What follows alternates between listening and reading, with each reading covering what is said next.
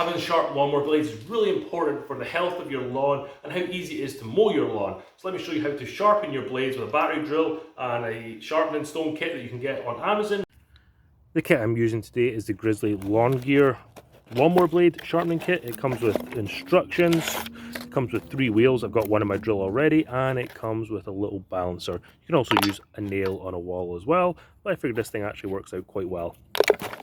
So the wheels are really easy to use. The flat part of the blade goes against the blue bit, and then the angled part goes against the stone. So you basically just slot the blade in here, or the drill into the blade, and then you go back and forth, grinding down the cutting face with the stone here, and it makes sure that it's nice and level because you're on the flat face with the blue piece on the back.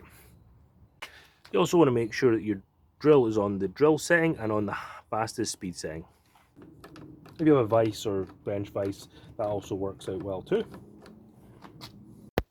You need to move up and down the cutting face with the stone. Don't apply too much pressure here. If you apply too much pressure, you can see what happens there. It flicks off the end of the blade and you don't want that. So you just apply a little bit of light pressure and work your way up and down evenly, making sure that you do not spend too much time on one location over another.